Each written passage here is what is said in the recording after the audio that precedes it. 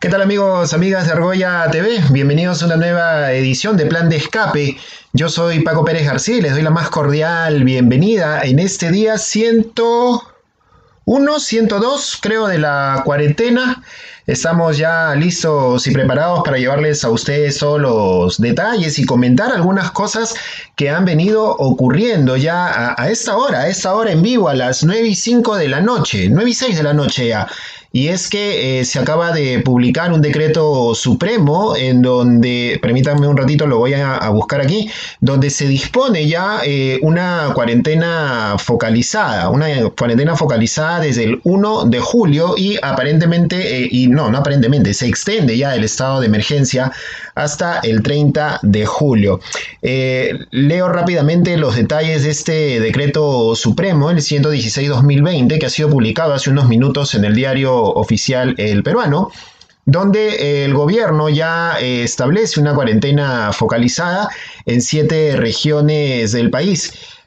Básicamente está saliendo esta información en donde se está señalando que la cuarentena focalizada va a estar en Arequipa, Ica, Junín, Huánuco, San Martín, Madre de Dios y Ancash. El caso de Arequipa es lamentable porque en las últimas semanas los casos de COVID-19 se han incrementado en demasía, ¿no es cierto? Y el sistema de salud está colapsado. El sistema de salud ha colapsado en Arequipa, ya no hay espacios para poder llevar a los pacientes, gente que está padeciendo la falta de oxígeno, y realmente esto es un tema que complica cada vez más a el sector salud en nuestro país. Sigo leyendo los detalles de este decreto supremo. En las regiones que he señalado, Arequipa, Ica, Junín, Huánuco, San Martín, Madre de Dios y Ancash, son 7 regiones.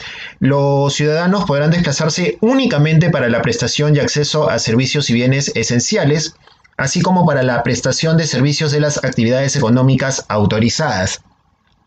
La norma dispone que niños, niñas y adolescentes de 14 años, menores de 14 años, así como personas en grupo de riesgo como adultos mayores de 65 y los que presenten comorbilidades, conforme lo determina la Autoridad Nacional Sanitaria, deberán continuar en aislamiento social, es decir, deberán permanecer en cuarentena en estas regiones. En estas regiones no se va a poder salir. En el caso de Lima, como ya sabemos, la cuarentena está terminando el día martes 30 de junio y a partir del día miércoles 1 de julio empiezan ya a reactivarse también otras actividades, otros trabajos que se desarrollan en la ciudad de Lima. Ya prácticamente lo que tenemos es una cuarentena levantada de facto en realidad, ¿no? Porque hemos estado viendo ya en diversas calles de la ciudad vehículos en mayor cantidad. El Ministerio de Defensa señaló que desde esta semana ya no era necesario contar con el permiso vehicular y el pase peatonal para poder trasladarte hasta tu centro de trabajo. Así que tranquilamente puedes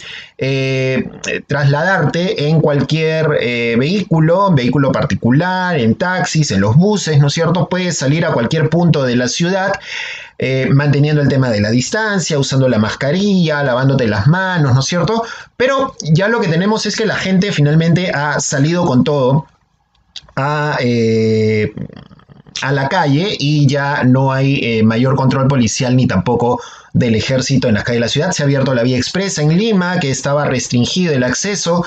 Se ha abierto el circuito de playas de la Costa Verde también para el tránsito vehicular. Entonces ya estamos viendo que la cuarentena ha sido levantada prácticamente de facto desde esta semana y que el día martes en realidad lo que va a haber es una oficialización finalmente de esta puesta en marcha ya de las actividades aparentemente normalizadas en nuestro país, porque esta semana también se han abierto los centros comerciales, hemos visto las largas colas que se han dado en diversos puntos comerciales de Lima y finalmente es lo que estamos teniendo en nuestra ciudad. Continúo brindando algunos detalles de este decreto supremo que se acaba de publicar hace unos minutos. Establece que todas las personas deben estar en sus domicilios, esto sí a nivel nacional, desde las 10 de la noche hasta el día martes. El toque de queda era a partir de las 9 de la noche. Se amplía 1 hora la permanencia de la gente en las calles hasta las 10 de la noche, desde las 10 de la noche hasta las 4 de la mañana, de lunes a domingo a nivel nacional. En las regiones mencionadas, La medida regirá también desde las 10 de la noche hasta las 4 de la mañana del día siguiente, y el domingo la inmovilización social será obligatoria todo el día para Arequipa, Ica, Junín, Huánuco, San Martín, Madre de Dios y Ancash. Entonces se entiende que en Lima el domingo las actividades también ya se van a normalizar a partir del domingo, el primer domingo de julio que nos cae 4 de julio, el primer domingo de julio que nos cae día 4, las actividades los días domingo ya se están normalizando, solo se va a aplicar el toque de queda a partir de las 10 de la noche, es lo que vamos a estar viendo en los próximos minutos y también más adelante en los próximos días en nuestro país. Y para finalizar este tema del decreto supremo que se ha publicado hace unos minutos, recordar pues que a partir del día 30 de junio ya termina la cuarentena, ¿no es cierto? Pero hay que tener todavía algunos cuidados, algunas restricciones. Las clases escolares presenciales continúan suspendidas, al igual que las clases universitarias. No todas las entidades del Estado van a empezar a atender de manera abierta totalmente, sino que también se va a realizar de forma gradual, y esto lo vamos a ver también cómo va desarrollándose a partir del día martes 30 de junio. Así que, señores, hemos pasado de la cuarentena, hemos pasado del quédate en tu casa al sálvese el que puede en realidad, ¿no? Ya en realidad a estas alturas del partido ya es una situación de autocuidado, de autoprotección, de confiar en que los integrantes de nuestras familias van a quedarse en casa o van a salir lo estrictamente necesario, ¿no es cierto? Y también se va a, en todo caso, tener mayores decisiones individuales al momento de salir a las calles. Quienes tienen vehículo particular y ya tenían la revisión técnica vehicular vencida, recuerden que uno de los decretos supremos establecía que estas revisiones técnicas valían hasta el día martes, hasta el día 30 de junio. Así que la policía a partir del día miércoles 1 va a empezar a molestar a los conductores de vehículos particulares y de vehículos en general con el tema de las revisiones técnicas vehiculares. Ya las plantas de revisiones técnicas, las que están autorizadas por el Ministerio de Transportes, no las coimeras como o las truchas, esas que publicitan algunos disque periodistas, no funcionan obviamente, pero las que ya están aprobadas por el Ministerio de Transportes están funcionando, ya están puestas en marcha, así que no hay excusas para no ir a rendir o a pasar la revisión técnica vehicular en nuestra ciudad y en general en todo el país. Así que ya lo saben, el martes se levanta la cuarentena, pero existen algunas restricciones todavía, sobre todo en el tema del toque de queda, que va a ser a partir de las 10 de la noche, de lunes a domingo. Entonces el domingo ya se van a poder también retomar algunas otras actividades. Y en todo caso hay que tener en cuenta que son 7 regiones en donde la cuarentena va a continuar todavía, la restricción de la gente, el quédate en casa va a continuar todavía en 7 regiones como son, repito, Arequipa, Ica, Junín, Huánuco, San Martín, Madre de Dios y Ancash. Así está la cosa con respecto a la cuarentena. Y esta semana, hablando del tema de la cuarentena y hablando del tema del coronavirus, la cosa se ponía caliente y se ponía candente. El día 24 de junio se recuerda en nuestro país el Día del Campesino, pero también se recuerda esta fecha porque dentro de la historia es una fecha que a algunos les genera terror. Y es que se recuerda la implementación, la aprobación de la Ley de Reforma Agraria. Esto nos recuerda a la dictadura del general Juan Velasco Alvarado, al gobierno militar, esta junta militar que se conformó en el año 1968 y que continúa hasta 1978-79 con la participación también de Francisco Morales Bermúdez, hoy sentenciado también por crímenes de lesa humanidad en Italia. Pero bueno, volviendo al tema de Velasco, se recordaba eso el 24 de junio y el 24 de junio el presidente Vizcarra se achoró. Agarró y dijo, si las clínicas no se ponen de acuerdo con nosotros, vamos a apelar al artículo 70 de la Constitución. El artículo 70 que habla de la propiedad privada, no el VAL, sino la propiedad privada en sí, y que señala que ante una situación de emergencia nacional el Estado puede intervenir y apoderarse o en todo caso tomar parte de esa propiedad para ponerla al servicio del Estado, al servicio de la ciudadanía. previo pago de justiprecio, previo pago de indemnizaciones, etcétera, etcétera, que suponíamos, después hemos conocido un poco más que es un proceso mucho más largo. Pero de inmediato la gente se aterró, los que andan traumados con que tengamos una dictadura sociocomunista, izquierdista, rojete, y dijeron pues que Vizcarra estaba pateando el tablero, que se estaba convirtiendo en un dictador, que era prácticamente un Velasco con Chávez mezclado con Maduro y no sé. Y realmente lo que ocurrió fue que el presidente dio 48 horas de plazo para que las clínicas se pusieran de acuerdo con el Ministerio de Salud con respecto al costo que se va a cobrar de los pacientes referidos del sistema estatal con COVID-19 a los sistemas particulares de salud. El Estado ponía un precio, las clínicas ponían otro y el presidente dijo, bueno, 48 horas para que se pongan de acuerdo, si no, aplico el artículo 70. Eso fue como a la 1 de la tarde, el día 24. A las 11 de la noche, 12 de la noche, si es que no era 1 de la mañana cuando se dio la noticia, se conoció que las clínicas habían llegado a un acuerdo con el gobierno. Tres veces albricias, se llegó a un acuerdo, 55.000 soles como una tarifa plana para el tema de los costos que se van a cubrir de los pacientes que, ojo, sean transferidos del sistema estatal, porque ya no hay capacidad, al sistema particular. No es que yo, Francisco Pérez, ahorita empiezo a tener síntomas del COVID, me siento mal, me voy a la clínica Delgado a que me atiendan, no tengo seguro, me voy a una clínica como la clínica Delgado para que me atiendan y exijo que me cobren o que el Estado me pague el tratamiento que yo voy a tener. No es así. Es los pacientes que están en el salud y en el Ministerio de Salud, en los hospitales del Ministerio de Salud, que ya no alcancen las capacidades necesarias, van a tener que podrán ser pasados a este sistema privado y serán los gastos cubiertos hasta por un monto de 55.000 soles, es lo que se ha señalado. Pero hoy, después de este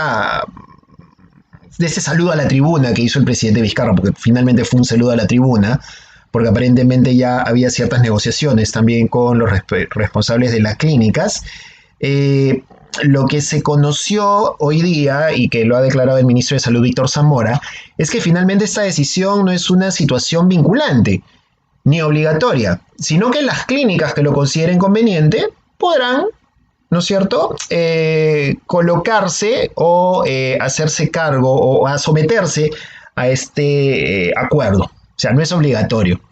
Entonces, una clínica de 2x3 que no cobra tanto, va a acudir a esto, va a obtener un dinero, ¿no es cierto? Y finalmente, quién sabe si podrán o no atender a los pacientes. Esperemos que las clínicas grandes, pues la Estela Maris, la Delgado, la Internacional, la Javier Prado, y siguen firmas, sí se plieguen y finalmente puedan brindar un servicio más o menos justo para la gente que no cuenta con recursos y que ya no tiene espacio tampoco en el sistema estatal de salud y que va a pasar al sistema privado.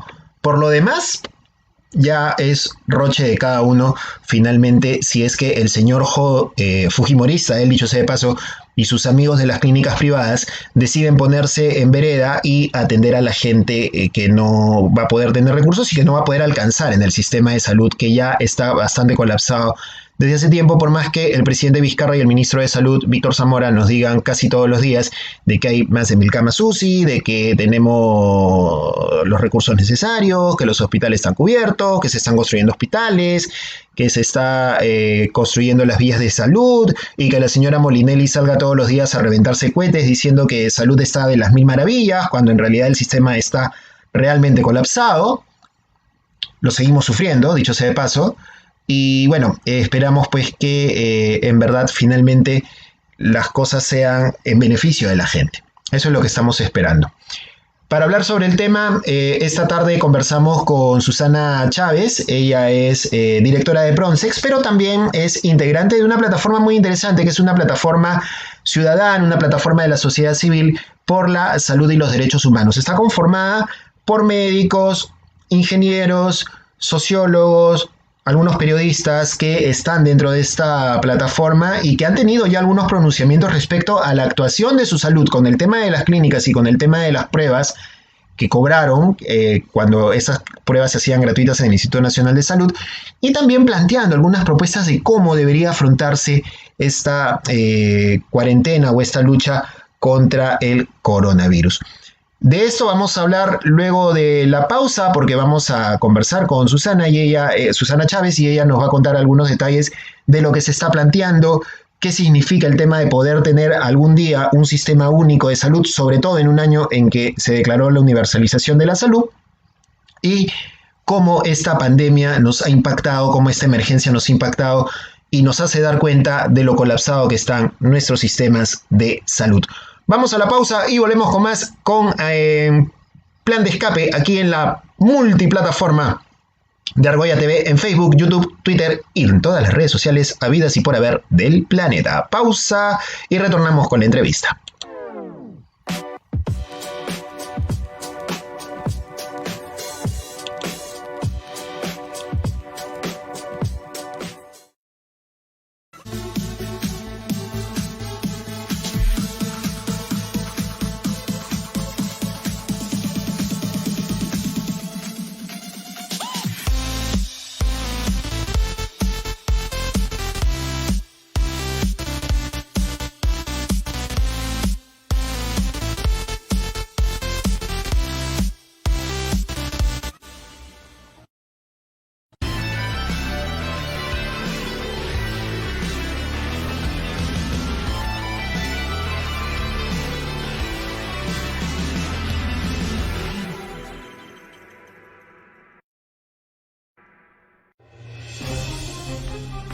Hoy, nuestros políticos y personajes tienen mucho que decir. Este es un espacio para escucharlos. Yo voy a poner como testigo a Cayetano Alcovín y Alfredo Ferrero Costa para demostrar que Judy Simon no permitió que esa empresa se apodere del proyecto Tahuada. Fue el Fondo de Estabilización Fiscal, que tiene unos 5.400 millones de dólares, 18.000 millones de soles. Allí, por ejemplo, da para entregar un sueldo mínimo a 12 millones de personas durante 3 meses. Y estos derechos, insisto, no pueden ser puestos en tela de juicio por más estado de excepción que exista, por más estado de emergencia que exista. Aunque también para cuestionarlos. Restaurar el juicio de residencia contra el presidente de la República, por la experiencia que hemos tenido en los últimos 40 años, de que todos los que han ejercido la presidencia en periodos completos están involucrados en corrupción, presos, detenidos, con arresto domiciliario, con acusación. Si hubiera eso, no se hubiese escapado Toledo, por ejemplo. Y bueno, quiero entrar en ese tema, ¿no? Claro, o sea, nadie se levanta pensando cómo lo pueden olvidar más. Castañeda sí. Porque aquí No nos casamos con nadie. conéctate a Argolla TV Original los lunes, miércoles y viernes a las 10 de la noche. En nuestra multiplataforma por Instagram, YouTube, Facebook y Twitter. Somos Argolla TV, la nueva televisión sin la argolla de siempre. La realidad nacional nos ha llevado de esto Demuéstrenlo pues, imbéciles, demuéstrenlo. a esto. Ojalá tengamos menos de esto Ningún partido puede ser señalado como organización criminal. y mucho menos de esto. Yo no tengo rabo de paja. Igual, nosotros tenemos un plan de escape aquí en Argolla TV, todos los jueves a las 10 de la noche. Yo soy Paco Pérez García y te esperamos aquí, en Plan de Escape.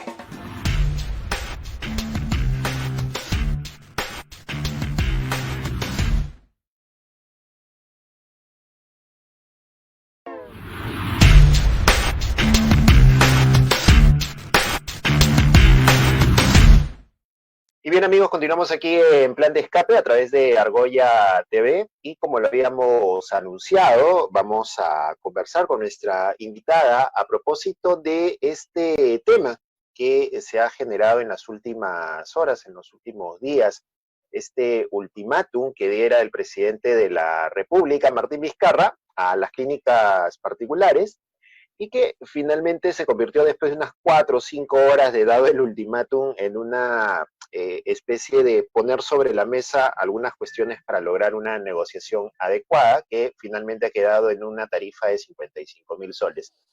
¿Era necesario este aspaviento del presidente de la República, esta reacción, esta forma de confrontar con las clínicas? Las clínicas tenían que hacerlo de una buena vez. Para hablar sobre ello estamos con Susana Chávez, y es directora de Procex, pero a la vez también es integrante de la Plataforma Ciudadana por Salud y Derechos Humanos, que es precisamente por esa línea por la cual estamos en contacto con ella. Susana, ¿qué tal? ¿Cómo estás? Buenas noches. ¿Qué tal, Paco? ¿Cómo estás? Muy buenas noches y gracias por la invitación. Era, digamos, una cuestión ya inevitable que suceda. Sí, yo creo que tiene que colocar, como dice, sobre el tablero para recién comenzar a hablar cuando esto no debió suceder de esta forma.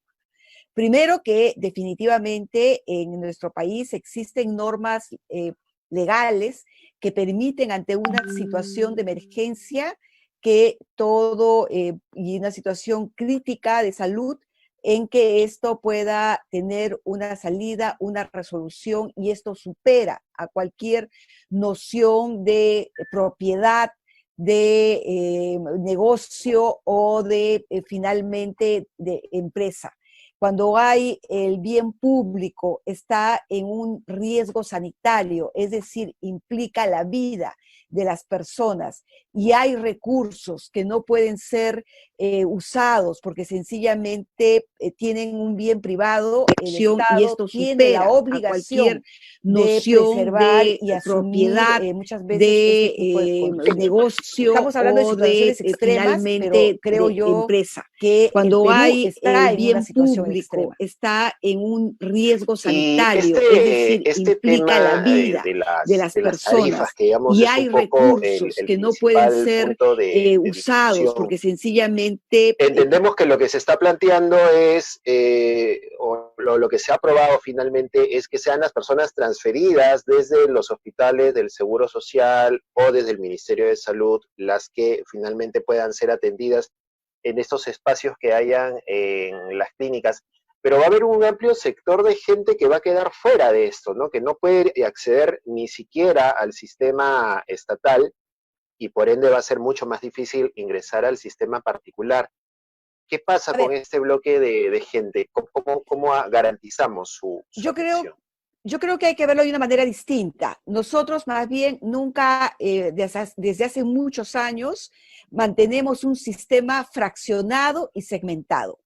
Es decir, la salud y el acceso a los servicios está muy restringido de acuerdo a los grupos y a quién financia o cómo financia esa atención.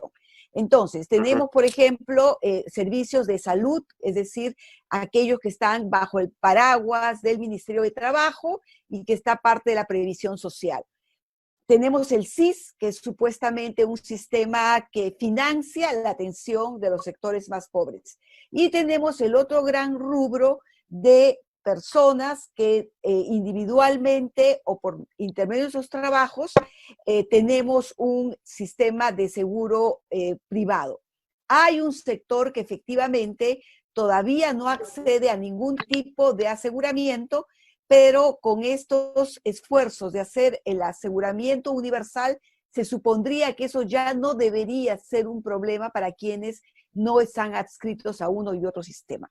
El asunto es que frente a una cuestión de crisis, esta separación es inadmisible, inclusive hasta en una situación de no crisis, porque hay una diferencia de oportunidad de atender la salud. Y la salud no debería estar, digamos, sesgada por cuánto yo puedo pagar, sino más bien por digamos, un piso fundamental que me permita vivir con condiciones sanitarias saludables y tener servicios que yo requiera. Entonces, lo que se ha hecho ahorita es romper esa frontera. Y lo que sí, efectivamente, lo que debería haber y lo que debería funcionar, y esperemos que así sea, es que el ministerio que tiene establecimientos en todo el país pueda ser el receptor, canalizador, distribuidor con una red mucho más amplia de servicios. Esa es la idea. En realidad, un sistema único funciona en muchos países y de muy buena forma. Y ahora este sistema único de salud es un tema que se viene discutiendo desde hace mucho tiempo también. Y este año era el año de la universalización de la salud. En todo caso, ¿cómo podría tener una luz verde a partir de esta situación, cómo podríamos hablar de mejorar un sistema único de salud y darle paso a esta universalización que es un deseo de hace mucho tiempo. A ver, yo no estoy diciendo que en este momento tengamos un sistema único de salud, pero tener un sistema interconectado sí puede hacernos, por lo menos, entender cómo podría funcionar un sistema único de salud. Entonces, ahorita estamos actuando frente a una situación de emergencia. Imagínense que hubiésemos tenido un enorme terremoto que ha causado miles de muertes. Lo que no podemos decir es a este herido le toca el ministerio, le toca la clínica o le toca tal lugar, porque nos ocurre lo que nos viene ocurriendo en este momento. Sin embargo, creo yo que hay cosas que la crisis sí nos ha ayudado un poquito a pensar que eso es posible. Por ejemplo, una de las primeras cosas que nos ayudó esta crisis es a decir, ojo, los datos no son de las instituciones, los datos son públicos, los datos deben estar abiertos. Entonces, ¿qué cosa nos ha permitido tener datos abiertos? A que muchos de los informes, reportes, inclusive esas informaciones independientes que ahora estamos viendo y que ponen en duda si es esta cantidad de muertos, si son 4 veces más, es lo que permite visibilizar información. Y visibilizar información nos permite a su vez decir en qué situación estamos. El otro tema que también ha sido bien importante en los primeros meses, en los primeros días, ha sido esta identificación de servicios que estén abiertos o disponibles. Entonces, todo el esfuerzo que venía, por ejemplo, decir, ya no voy a contar solamente las UCIs del Ministerio de Salud, voy a contar las UCIs de la FAP, las UCIs de los hospitales militar, la UCI de las clínicas. Bueno, ese nivel de comunicación cada vez se ha ido mejorando y optimizando. Lo último en superar ha sido esta especie de frontera invisible en donde se decía, no, las personas no pueden transitar ni pueden usar un servicio. Entonces hemos tenido durante mucho tiempo a la gente, por un lado, siendo abusada, porque hay que decirlo también, en los servicios privados, en las clínicas, y no olvidemos que acabamos de terminar un escándalo con pruebas que fueron de alguna manera subvencionadas, cobrándose alto costo, pero también un costo poco racional respecto al uso de instalaciones de las clínicas. Entonces, ordenar esto, por un lado, ayuda a transparentar precios. Ese es el precio de lo que cuesta una atención, probablemente, Paco, sí, pero a lo mejor no, pero ese es justamente lo que ayuda a que sea un sistema único, nos ayuda a transparentar. Entonces, y no que las personas se queden totalmente desguarnecidas de la protección. Hemos visto en la televisión familias, personas, inclusive que han fallecido, que se quedan con $500,000 de deuda. O sea, estamos hablando de una tragedia de no tan solo perder la vida, sino también, además, todos sus recursos económicos. Y el papel de su salud, ¿cómo ha sido este papel? ¿Cómo se ha desempeñado esta institución en lo que se refiere al tema de protección? Porque hablabas hace un rato del tema de las pruebas, por ejemplo, las pruebas que cobran las clínicas particulares cuando se hacen de manera gratuita del Sistema Nacional. Y sin embargo, como que su salud, su presión es un poco tibia. Yo no sé si es tibia o si es que se demora mucho. A ver, yo creo que en el tema de su salud hemos tenido desde hace muchísimo tiempo una pérdida de la función de defensa del asegurado y asegurada. Y mucho se aduce, y yo no creo que les falte razón, que tienen restricciones legales. ¿Por qué? Porque en este afán, digamos, del libre mercado, siempre se ha visto la regulación como un hecho muy peligroso. Entonces, ya no tan solo es el Estado incapaz de manejar con ciertas competencias, servicios fundamentales que sean claves para todo el mundo, sino además es incapaz de regular. Y si nosotros ya perdemos estos dos elementos, o por lo menos de la regulación, perdemos al Estado como un defensor de derechos humanos, como un defensor de los ciudadanos y ciudadanas de pie. Entonces, y esto no es gratuito, esto ha tenido que ver con una forma de entender la economía. Durante muchos años nos han dicho, por un lado, que cada uno es capaz de construir sus propias posibilidades. Y eso no es tan cierto. En realidad, para eso están las sociedades, para eso están los estados, para proveer educación, para proveer salud, porque esas son condiciones básicas para que efectivamente y luego yo pueda ser autónoma y pueda trabajar y además aportar a mi país con mis impuestos. Entonces, hay todo un tema de contribución a mi formación. Yo vengo de una escuela pública, yo vengo de una escuela privada, que probablemente mis padres jamás hubiesen podido pagar, perdón, vengo de una universidad privada, pública, vengo de una escuela pública, que mis papás nunca hubiesen podido pagar para mí seguramente. Pero yo ahora pago mis impuestos, entonces yo voy devolviendo lo que el Estado me dio como ciudadana. Entonces, lamentablemente nos han hecho creer, no, el Estado es un mal gestor y entonces todo lo privado es lo único que vale. Y así hemos ido perdiendo educación y hemos ido perdiendo salud. Y no nos hemos dado cuenta que en ese proceso hemos ido perdiendo oportunidades y gente que no puede estar en esas condiciones y por lo tanto recibir servicios de muy mala calidad. Entonces, de hecho, en ese enfoque hemos tenido un salud muy débil.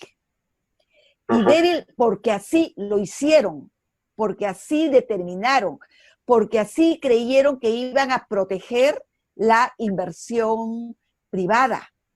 Y por eso permitieron tener grandes, digamos, clínicas, emporios que vinculaban farmacia, laboratorio, etcétera, etcétera, sin ningún control. Entonces, su salud se convirtió en una especie de instancia muy, muy débil y sin la fuerza suficiente para defender. Entonces, cuando llega esta crisis, por supuesto, su salud fue una de las primeras instituciones que hizo agua y actuó muy, muy tardíamente. Y esto luego ya tiene que ver con efectivamente funcionarios que no estuvieron a la altura, o sea, también, porque yo puedo haber encontrado un sistema pésimo, pero también tengo que lucharla. Y lamentablemente esto sí tuvo serias demoras, pero además, por favor, las demoras siempre veámoslo con terribles consecuencias en las personas. O sea, no es tan solo, yo me equivoqué y entonces dije 99% de pureza del oxígeno. No, miren cuántas vidas ha costado errores de este tipo. Son cosas que han ido pasando con el transcurrir de los años y que finalmente en una situación de emergencia como en la que estamos ahora nos terminan explotando en la cara, ¿no? Claro, pero además que la emergencia las ha hecho visibles y no es porque la gente no estaba sufriendo de lo mismo, solamente que su sufrimiento no se notaba tanto. Ahora, como hay un gran volumen, definitivamente las cosas se marcan de manera distinta. Claro, que era un poco lo que pensábamos cuando empezaba esta pandemia, ¿no? El sistema nos va a rebasar, o sea, la situación nos va a rebasar de tal manera que nos va a demostrar cómo está el sistema. Y es en medio de esta coyuntura que aparecen iniciativas como en la que tú formas parte, de esta plataforma ciudadana por la salud y los derechos humanos. Cuéntanos un poquito, sí, Susana, a nosotros, al público de Plan de Escape y de Argolla TV, ¿en qué consiste esta plataforma? ¿Por quiénes está integrada? Y ya han sacado también ustedes algunos documentos y han tenido algunos contactos, entiendo, la posibilidad de tener algunos contactos con las autoridades del sector salud. Así es. Bueno, yo lo primero que tengo que felicitarnos como ciudadanía en general es que han surgido muchos grupos organizados Yo creo que eso es súper importante para repensar en una nueva forma de ejercicio de ciudadanía. Hemos estado como muy aletargados. Entonces, la plataforma surge en realidad cuando ocurre esta crisis. Nos damos cuenta que ya estaba casi encima y de pronto decíamos, médicas, obstetras, yo soy obstetra, por ejemplo, sociólogas, sociólogos, psiquiatras, una cantidad de profesionales, analistas, periodistas, que justamente que tienen una preocupación por el tema de salud, porque da un abordaje multidisciplinario. Entonces ahí es donde comenzamos a pensar, esta es una situación de crisis que lo que queremos es ser propositivos, lo que queremos es llevar ideas concretas, lo que queremos es exigir y rendir, que haya rendición de cuentas, no somos independientes para nada con un sector de gobierno y poder decir las cosas como son.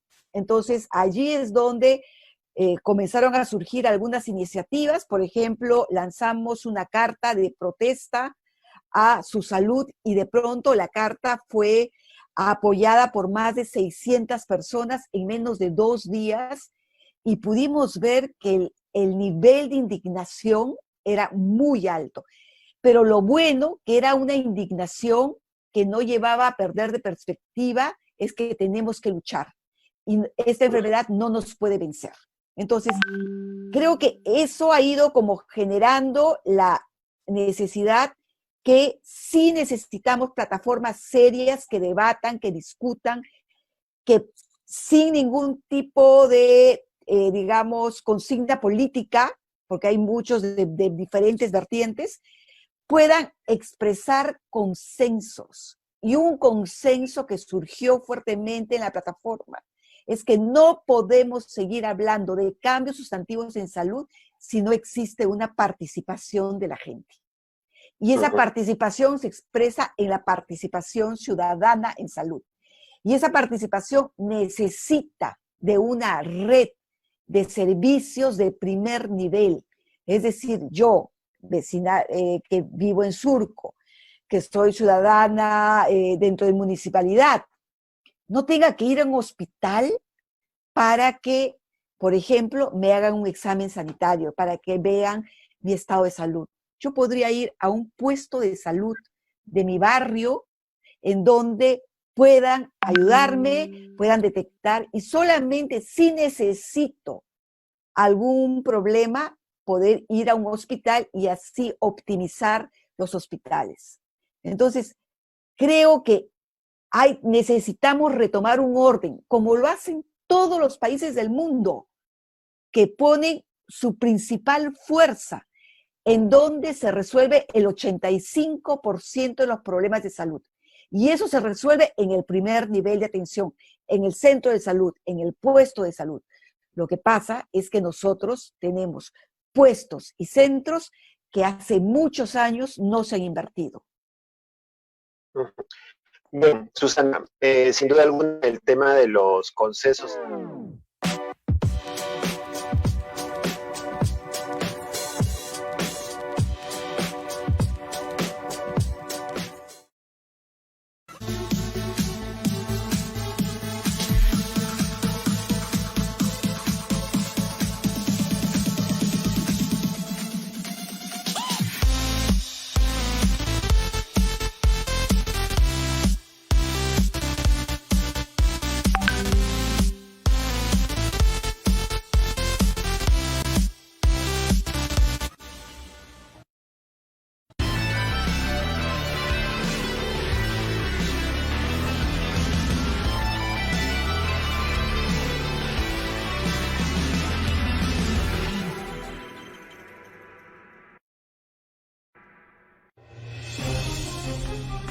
Hoy, nuestros políticos y personajes tienen mucho que decir. Este es un espacio para escucharlos. Yo voy a poner como testigo a Cayetana Aljovín y Alfredo Ferrero Costa para demostrar que Judy Simon no permitió que esa empresa se apodere del proyecto Tahuada. Fue el Fondo de Estabilización Fiscal, que tiene unos 5.400 millones de dólares, 18.000 millones de soles. Allí, por ejemplo, da para entregar un sueldo mínimo a 12 millones de personas durante 3 meses. Y estos derechos, insisto, no pueden ser puestos en tela de juicio por más estado de excepción que exista, por más estado de emergencia que exista. Aunque también para cuestionarlos. Restaurar el juicio de residencia contra el presidente de la República, por la experiencia que hemos tenido en los últimos 40 años, de que todos los que han ejercido la presidencia en periodos completos están involucrados en corrupción, presos, detenidos, con arresto domiciliario, con acusación. Si hubiera eso, no se hubiese escapado Toledo, por ejemplo. Bueno, quiero entrar en ese tema, ¿no? Claro, o sea, nadie se levanta pensando cómo lo pueden olvidar más. Castañeda sí. Porque aquí No nos casamos con nadie. conéctate a Argolla TV Original los lunes, miércoles y viernes a las 10 de la noche. En nuestra multiplataforma por Instagram, YouTube, Facebook y Twitter. Somos Argolla TV, la nueva televisión sin la argolla de siempre.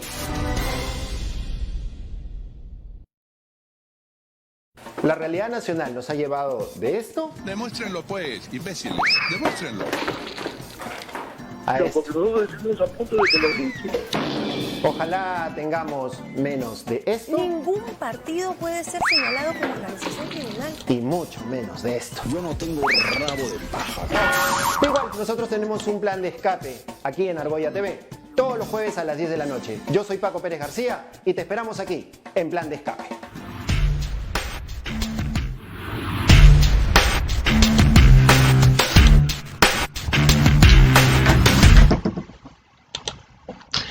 Y bien, hemos llegado ya a la parte final de nuestro programa. Luego de esta entrevista con Susana Chávez, un pequeñito problema técnico, básicamente lo último de la entrevista, que hablaba sobre un poco lo difícil que puede resultar llegar a algunos consensos, pero que estos se pueden producir siempre y cuando haya la participación de la sociedad civil, que es el espíritu y la esencia de esta plataforma ciudadana por la salud y los derechos humanos. Le agradecemos a Susana Chávez por haber conversado con nosotros, por haberse dado un tiempo esta tarde para poder conversar con nosotros. Estamos todavía en estas correrías de ver cómo realizarlas, de tener estas entrevistas para poder llegar con ustedes, porque estamos moviéndonos en realidad por varios espacios. Hoy estamos transmitiendo desde Surquillo. La semana pasada estuvimos transmitiendo desde el Cercado de Lima por cuestiones personales, pero que espero